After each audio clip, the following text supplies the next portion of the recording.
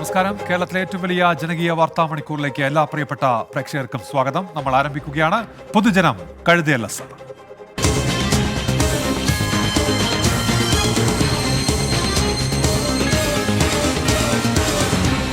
പൊതുജനം കഴുതയല്ല സാർ.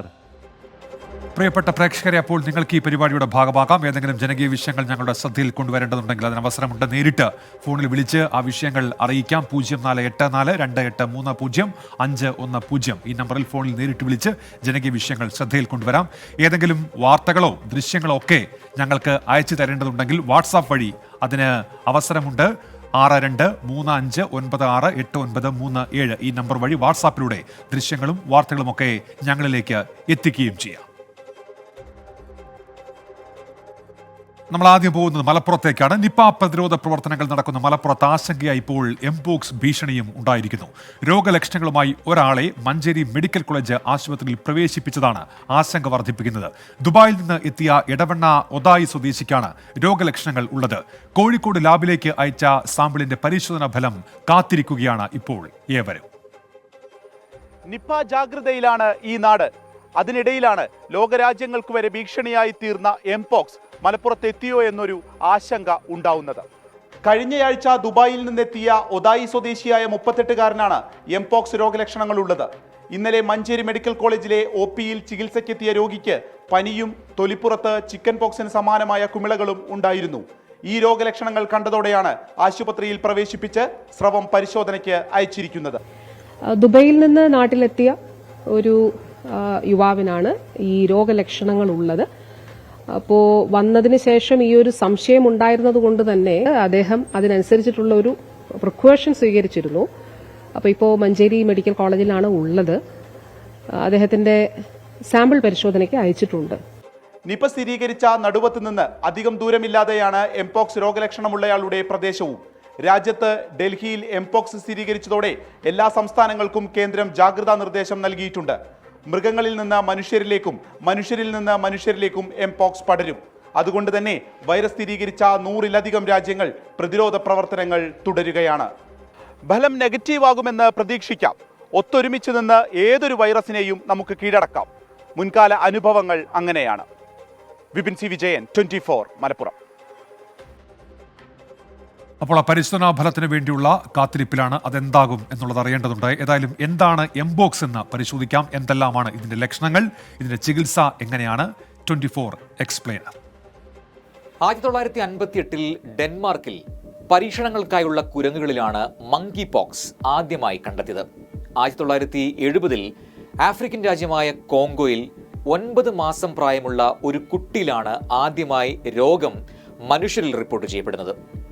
വസൂരിക്ക് കാരണമാകുന്ന orthopox virus ജനസിൽപ്പെട്ടതാണ് monkey pox virus. Clade 1, clade 2 എന്നിങ്ങനെ 2 വകഭേദങ്ങളാണ് ഈ വൈറസിനുള്ളത്. വൈറസ് ബാധയുണ്ടായാൽ 1 മുതൽ 2 ആഴ്ചയ്ക്കുള്ളിൽ രോഗലക്ഷണങ്ങൾ ഉണ്ടാകും.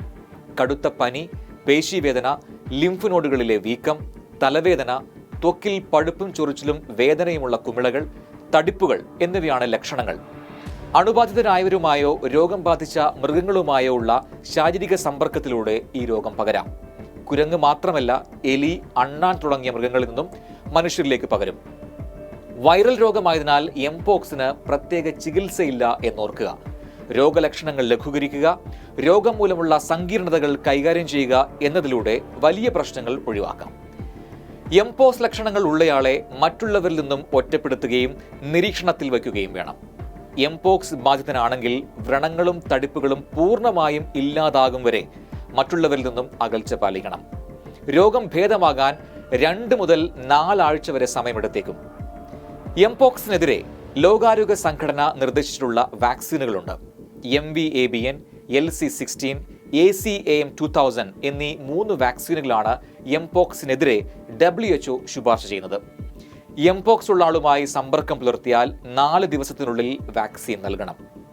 2022 ക്ലേഡ് 2B വൈറസ് വകഭേദമാണ് രോഗവ്യാപനത്തിന് കാരണമായതെങ്കിൽ ഇപ്പോൾ കൂടുതൽ വ്യാപനശേഷിയുള്ള ക്ലേഡ് 1B വകഭേദമാണ് വ്യാപിക്കുന്നത്. ഇപ്പോഴത്തെ വകഭേദത്തിന് മരണസാധ്യത പഴയ വകഭേദത്തിനേക്കാൾ 10% കൂടുതലുമാണ്. ഇനി ജനങ്ങളെ നേരിട്ട് ബാധിക്കുന്ന ഒരു വാർത്തയിലേക്ക് നമ്മൾ പോവുകയാണ്. ഇത് പത്തനംതിട്ടയിൽ നിന്നാണ്. അവിടെ ജനറൽ ആശുപത്രിയിൽ ലിഫ്റ്റ് തകരാറിലായതിനെ തുടർന്ന് രോഗികളെ ചുമന്നു കൊണ്ടുപോകേണ്ട ഗതികേടാണ് ഉള്ളത്. ഒരാഴ്ചയായി ലിഫ്റ്റ് പ്രവർത്തിക്കുന്നില്ല. ആരോഗ്യമന്ത്രിയുടെ മണ്ഡലത്തിലെ ആശുപത്രിയിലാണ് ഈ ദുരിതം. ഇതിനകത്ത് ഞങ്ങൾ എത്രയോ പ്രാവശ്യം ഈ 6 മണി HMC മീറ്റിംഗ് കൂടുന്നത്. ആ മീറ്റിങ്ങിനകത്തൊന്നും എല്ലാം പറയും. എല്ലാ മീറ്റിങ്ങിനകത്ത് ഇവർ പറയുന്നത് ഹോസ്പിറ്റലിൽ യാതൊരു വിധമായിട്ടുള്ള ബുദ്ധിമുട്ടുകളുമില്ല, ഈ രോഗികളെല്ലാം നല്ലതുപോലെ തന്നെ ഹോസ്പിറ്റലിൽ വന്നു, ഞങ്ങൾ അതുപോലെ അവരെ ട്രീറ്റ് ചെയ്യുന്നുണ്ടെന്നാണ്. ഇപ്പോൾ തന്നെ നിങ്ങൾ കണ്ടു, ഇന്ന് തന്നെ 6-7 പേരെ ചുമി ചേച്ചി, 7 പേരെ ചുമി. ഈ ചേച്ചിക്ക് 19 വയസ്സ് മോളുണ്ട്, ആ ചേച്ചിക്ക് ഉണ്ട്. ഈ ചേട്ടന്മാരടക്കം ഈ പടി ഇറങ്ങി 3ാമത്തെ നിലയിലേക്ക് ചുമിക്കൊണ്ട് വന്നത്. ഇതൊന്നും ശരിയായ നടപടിയല്ല. ഇതിനകത്തൊന്നും യാതൊരു വിധമായിട്ടുള്ള ഒരു കോംപ്രമൈസും ഇല്ല. ഞങ്ങൾ എടുത്തുകൊണ്ട് വന്നാൽ, അല്ലെങ്കിൽ ഈ രോഗികൾ എടുത്തുകൊണ്ട് വന്നു കഴിഞ്ഞാൽ എന്തെല്ലാം ബുദ്ധിമുട്ടുകളുണ്ടാവും.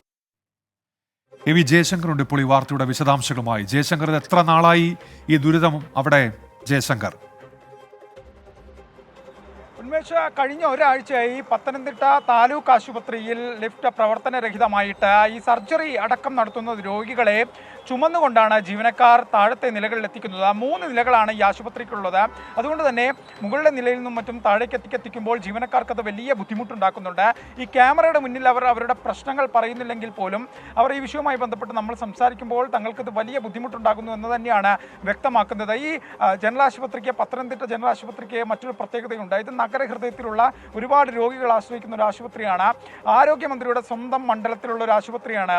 എന്നിട്ട് പോലും കഴിഞ്ഞ ഒരാഴ്ചയായി ലിഫ്റ്റ് പ്രവർത്തിക്കാഞ്ഞിട്ട് പോലും ഇത് പരിഹരിക്കാനുള്ള പ്രശ്നം ഒഴിവാക്കാനുള്ള ഒരു നടപടി അധികൃതരുടെ ഭാഗത്തു നിന്നുണ്ടായിട്ടില്ല. എന്തായാലും നിലവിൽ മന്ത്രി വീണ ജോർജ് ഡൽഹിയിൽ മാധ്യമങ്ങളോട് പറഞ്ഞത് ഈ ലിഫ്റ്റ് കേടായ സംഭവം പരിശോധിക്കുമെന്നാണ്. എന്തായാലും മന്ത്രിയുടെ ശ്രദ്ധയിൽ മാധ്യമ വാർത്തകൾ പെട്ടിരിക്കുന്നു. എന്തായാലും മന്ത്രി ഈ പ്രശ്നത്തിൽ ഒരു അടിയന്തര പരിഹാരം ഉണ്ടാക്കുമെന്ന് തന്നെയാണ് പ്രതീക്ഷിക്കുന്നത്. കാരണം രോഗികളും ഒപ്പം ജീവനക്കാരും വലിയ ബുദ്ധിമുട്ടിലാകുന്നു. ഈ 3 നിലയുള്ള ഒരു ആശുപത്രിയെ സംബന്ധിച്ച് രോഗികൾക്കും മുകളിൽ നിന്ന് താഴേക്ക് എത്തുന്നത് വലിയ ബുദ്ധിമുട്ടാണ്. ലിഫ്റ്റില്ലാത്ത സാഹചര്യത്തിൽ ജീവനക്കാർക്കും ഇത് പ്രശ്നം ഉണ്ടാക്കുന്നു. സർജറി ഉൾപ്പെടെ സാധാരണക്കാരായ ജീവനക്കാരാണ് ഇങ്ങോട്ട് ആശുപത്രിയിലേക്ക് എത്തുന്നത്. ഇവരെ സംബന്ധിച്ച് ഇത്തരത്തിൽ പടികൾ കയറി പോവുക എന്നെല്ലാം വലിയ പ്രതിസന്ധിയാണ്. എന്തായാലും മന്ത്രി വിഷയത്തിൽ ഇടപെട്ടിട്ടുണ്ട്. മന്ത്രിയുടെ ശ്രദ്ധ ഈ വിഷയത്തിൽ പതിഞ്ഞിട്ടുണ്ട്. അടിയന്തരമായി പ്രശ്നപരിഹാരം ഉണ്ടാകുമെന്ന് തന്നെയാണ് ഉന്മേഷ് പ്രതീക്ഷിക്കുന്നത്. യൂത്ത് കോൺഗ്രസ് ഈ വിഷയവുമായി ബന്ധപ്പെട്ട് അടിയന്തരമായി പ്രശ്നം പരിഹരിച്ചില്ലെങ്കിൽ സമരമായി മുമ്പോട്ട് പോകുമെന്നും അറിയിച്ചിട്ടുണ്ട്. ഇന്ന് ആശുപത്രിയിൽ യൂത്ത് കോൺഗ്രസിന്റെ പ്രതിഷേധമുണ്ടായിരുന്നു. ജില്ലാ അധ്യക്ഷന്റെ നേതൃത്വത്തിലായിരുന്നു ഈ പ്രതിഷേധ പരിപാടികൾ. ഉന്മേഷ്, എ വി ജയശങ്കറാണ് വിവരങ്ങൾ നൽകിയത്. ജയശങ്കർ സൂചിപ്പിച്ച പോലെ തന്നെ ആരോഗ്യമന്ത്രി വീണ ജോർജ് ഇപ്പോൾ ഡൽഹിയിലാണ് ഉള്ളത്. ഈ വിഷയത്തിൽ, ഈ ലിഫ്റ്റ് തകരാറിലായ വിഷയത്തിൽ പരിശോധിക്കാം എന്നാണ് ആരോഗ്യമന്ത്രിയുടെ മറുപടി. വീണ ജോർജിന്റെ മറുപടി ഇപ്പോൾ വന്നിരിക്കുന്നത്. ഇതിൽ ഹരിദാസ് പറയുന്നുണ്ട്, എത്ര വാർത്ത മെസ്സേജ് ചെയ്തു, വായിക്കില്ല. 24 ചുമ ഉടായിപ്പ് പാടില്ല, മെസ്സേജ് വായിക്കണം എന്നാണ് പറയുന്നത്. അദ്ദേഹം അയച്ച മെസ്സേജ് മുകളിൽ പോയി നോക്കുകയായിരുന്നു. അദ്ദേഹം അയച്ച മെസ്സേജ് എന്താണെന്ന് മനസ്സിലാകുന്നില്ല. അങ്ങനെ ഒരു മെസ്സേജ് അവിടെ കാണുന്നുമില്ല. താങ്കൾ എന്താണ് ഉദ്ദേശിച്ചതെങ്കിൽ അതൊന്നുകൂടി അയക്കൂ, അതെന്താണ് എന്ന് നമുക്ക് നോക്കാം. ഹരിദാസ്, നമ്മൾ അടുത്ത റിപ്പോർട്ടിലേക്ക് പോവുകയാണ്. 3 മാസത്തെ കുടിശ്ശിക നൽകാതെ വന്നതോടെ സമരപ്രഖ്യാപനവുമായി റേഷൻ വാതിൽപ്പടി വിതരണക്കാർ. ഓണത്തിന് പണം നൽകാമെന്ന് പറഞ്ഞ സർക്കാർ കബളിപ്പിച്ചു എന്നാണ് പരാതി. സമരപ്രഖ്യാപനത്തിന് പിന്നാലെ കുടിശ്ശിക തുക നാളെ തന്നെ വിതരണക്കാർക്ക് നൽകുമെന്ന് ഭക്ഷ്യമന്ത്രി GR അനിൽ അറിയിച്ചു. സംസ്ഥാനത്തെ റേഷൻ കടകളിലേക്ക് സാധനങ്ങൾ എത്തിക്കുന്ന വാതിൽപ്പടി വിതരണക്കാർക്ക് 3 മാസമായി തുക കുടിശ്ശികയാണ്. 95 കോടിയാണ് ഈ ഇനത്തിൽ നൽകാനുള്ളത്. ഓണത്തിന് മുൻപ് കുടിശ്ശിക പൂർണ്ണമായി നൽകുമെന്ന് ഭക്ഷ്യവകുപ്പ് ഉറപ്പ് നൽകിയിരുന്നു. എന്നാൽ ഇത് പാലിക്കപ്പെടാതെ വന്നതോടെയാണ് അനിശ്ചിതകാല സമരത്തിലേക്ക് പോകാൻ വാതിൽപ്പടി വിതരണക്കാർ തീരുമാനിച്ചത്. പണം നൽകാമെന്ന് പറഞ്ഞ സർക്കാർ പറ്റിക്കുകയാണ് ചെയ്തതെന്ന് വാതിൽപ്പടി വിതരണക്കാർ ആരോപിച്ചു. കേരളത്തിലെ റേഷൻ സംവിധാനത്തിന്റെ ഏറ്റവും പ്രധാനപ്പെട്ട ഒരു വിഭാഗമാണ് വാതിൽപ്പടി. ആ വാതിൽപ്പടി വിതരണ കരാറുകാരോട് സർക്കാർ ഈ ഓണത്തിന് കാണിച്ചത് കൊടിയ വഞ്ചനയാണ്. ആ വിതരണ കരാറുകാർക്ക് കഴിഞ്ഞ 5 മാസങ്ങളായി, കഴിഞ്ഞ 3 മാസത്തോളം ഒരു പൈസ പോലും കൊടുത്തിട്ടില്ല. അതിനുശേഷമുള്ള മുമ്പുള്ള 90% പണമാണ് നൽകിയിട്ടുള്ളത്. ഓഡിറ്റ് കഴിഞ്ഞിട്ടും ആ പണം ഇതുവരെയും കൊടുത്തിട്ടില്ല. ഇനി ഞങ്ങൾക്ക് മുന്നോട്ട് പോകാൻ കഴിയില്ല. ഞങ്ങളെല്ലാം കടക്കണിയിലാണ്. ബാങ്കിന് കുടിശ്ശികയുണ്ട്. അതുപോലെ തന്നെ സിവിൽ സ്കോർ എല്ലാവരുടെയും കുറഞ്ഞു. ബാങ്കുകളുടെ നോട്ടീസ്, അതുവരെ പലതരത്തിൽ മാനസിക സമ്മർദ്ദത്തിലാണ് ഈ മേഖലയിൽ പ്രവർത്തിക്കുന്ന കരാറുകാർ. അതുകൊണ്ട് അടിയന്തരമായി ഈ വിഷയത്തിൽ ഇടപെടുന്നതുവരെ, സർക്കാർ ഇടപെട്ടത് പരിഹരിക്കുന്നതുവരെ ഞങ്ങൾ അനിശ്ചിതകാല സമരം തുടരുകയാണ്. വാതിൽപ്പടി വിതരണക്കാർ സമരത്തിലേക്ക് നീങ്ങുന്നുവെന്ന മുന്നറിയിപ്പിന് പിന്നാലെ ഭക്ഷ്യമന്ത്രി ഇടപെട്ടു. നടപടിക്രമങ്ങൾ പൂർത്തിയാക്കി നാളെ തന്നെ വിതരണക്കാർക്ക് തുക നൽകുമെന്ന മന്ത്രി GR അനിൽ. അവർ സമരത്തിലേക്ക് പോകേണ്ട ആവശ്യം വരില്ല. ഓണത്തിന് തൊട്ട് മുന്നേ 13-ാം തീയതി വൈകുന്നേരം 6:30 മണിക്കാണ് ആ അക്കൗണ്ടിലേക്കുള്ള പണം അനുവദിച്ചത്. 1 മാസം 2 മാസത്തെ കുടിശ്ശിക ഉണ്ടാകുമ്പോൾ സമരം എന്നുള്ള ആ ഒരു ശൈലി എല്ലാവരും ഒഴിവാക്കേണ്ടതാണ് ഇതുപോലുള്ള ഭക്ഷ്യ പൊതുവിതരണ രംഗത്ത് എന്നാണ് എനിക്ക് സൂചിപ്പിക്കാനുള്ളത്. നാളെ അവർക്ക് കിട്ടും. ധനവകുപ്പ് നേരത്തെ അനുവദിച്ച 50 കോടി രൂപയിൽ നിന്നാണ് കുടിശ്ശിക തുക നൽകുന്നത്. 95 കോടിയോളം വേണം കുടിശ്ശിക പൂർണ്ണമായും കൊടുത്തു തീർക്കാൻ. ഇതിനായി മറ്റു വഴികൾ തേടുകയാണ് സിവിൽ സപ്ലൈസ് വകുപ്പ്. MG പ്രതീഷ്, 24, തിരുവനന്തപുരം. പൊതുജനം കഴുതയല്ല സാർ. 1-2 പ്രേക്ഷക പ്രതികരണങ്ങൾ കൂടി. ശരത്ത് ഒരു കാര്യം അറിയിക്കുന്നുണ്ട്. നമ്മൾ നേരത്തെ ആരോഗ്യമന്ത്രിയുടെ മണ്ഡലത്തിലെ ആശുപത്രിയുടെ ദുരവസ്ഥ ചൂണ്ടിക്കാണിച്ചിരുന്നു. കാലിക്കറ്റ് മെഡിക്കൽ കോളേജ് വാർഡ് 48-ലും ഇത്തരത്തിൽ ദുരവസ്ഥ നിൽക്കുന്നുണ്ട്. അതൊന്ന് പരിശോധിക്കണമെന്നാണ് അദ്ദേഹം പറയുന്നത്. എങ്ങനെയാണ് അന്ന് അദ്ദേഹം സൂചിപ്പിക്കുന്നുമില്ല. പവിത്രൻ പാതിരപ്പറ്റ ചോദിക്കുന്നുണ്ട്, നമ്മുടെ അർജുൻ പിന്നെ ലോറി എന്തെങ്കിലും പുതിയ വിവരങ്ങൾ ഉണ്ടോ എന്നുള്ളത്. പവിത്രൻ അവിടേക്ക് ഒരു ഡ്രഡ്ജർ എത്തിക്കുമെന്ന് പറഞ്ഞിരുന്നു. ഇന്ന് വൈകിട്ട് അത് അവിടെ എത്തുമെന്നാണ് അറിയിച്ചിരുന്നതെങ്കിൽ ഇപ്പോൾ വരുന്ന വാർത്ത മോശം കാലാവസ്ഥ കാരണം ഡ്രഡ്ജർ ഇന്ന് എത്തിക്കില്ല എന്നുള്ളതാണ്. കാർവാറിന് 100 കിലോമീറ്റർ അകലെ വെച്ച ഡ്രഡ്ജർ ഇപ്പോൾ യാത്ര അവസാനിപ്പിച്ചിരിക്കുന്നു. അത് ഈ കാലാവസ്ഥ ശരിയായതിനു ശേഷം യാത്ര തുടരും എന്നുള്ള വാർത്തയാണ് ഇപ്പോൾ അതുമായി ബന്ധപ്പെട്ട് പുറത്തു വരുന്നത്. ജിയോ ഒരു കാര്യം പറയുന്നുണ്ട്. കുന്നംകുളത്ത് നിന്ന് തൃശ്ശൂർ വരെ ഇന്ന് പോകേണ്ടി വന്നു. റോഡിൽ 1 മുതൽ 2 അടി വരെയുള്ള കുഴികളാണ്.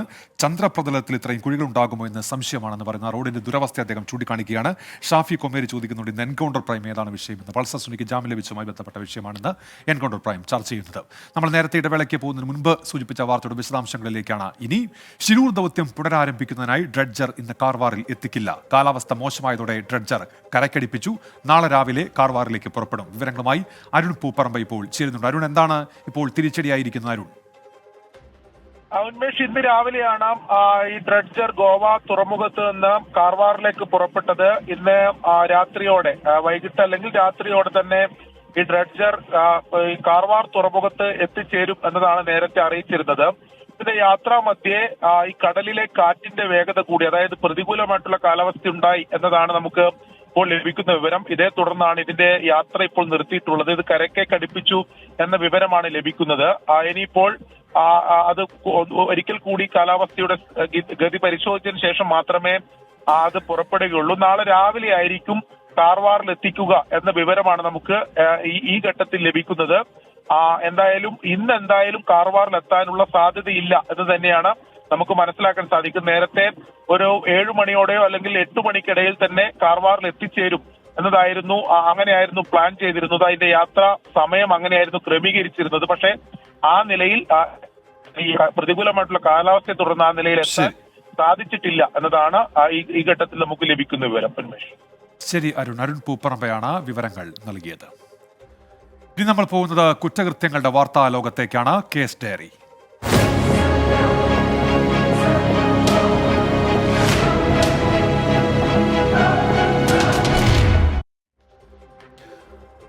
മലപ്പുറം തിരൂർ പച്ചാട്ടിരിയിൽ ലഹരി മാഫിയ സംഘത്തെ കൊണ്ട് പൊറുതി മുട്ടുന്നു എന്നാണ് നാട്ടുകാർ ഇപ്പോൾ പറയുന്നത്. സംഘത്തിന്റെ പ്രവർത്തനം ചോദ്യം ചെയ്ത പ്രദേശവാസികളെ രാത്രിയിൽ ലഹരി മാഫിയ സംഘം എത്തി ആക്രമിച്ചുവെന്നും പരാതിയുണ്ട്. പോലീസ് വിഷയത്തിൽ കൃത്യമായി ഇടപെടുന്നില്ല എന്ന നാട്ടുകാരുടെ പരാതി.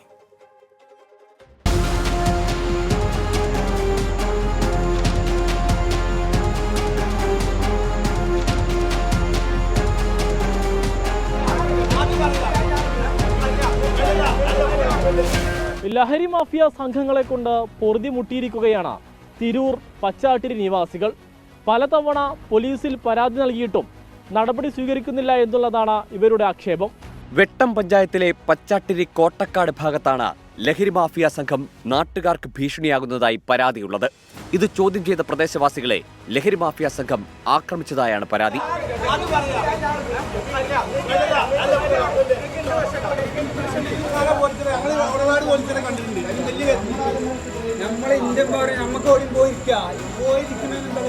അവരോട് ചെന്ന് നല്ല രീതിയിൽ പറഞ്ഞ് നിങ്ങളിവിടെ ഇരിക്കരുത്, ഇവിടെ ചുറ്റുപാടത്തുള്ള ആളുകൾക്ക് പരാതിയുണ്ട്, നിങ്ങൾ ഒരു കാര്യം ചെയ്യേ, നിങ്ങൾ അങ്ങോട്ടെങ്ങോട്ടും മാറിപ്പോയിക്കോളൂ എന്ന് നല്ല രീതിയിൽ പറഞ്ഞ് ഞങ്ങൾ പോന്നു.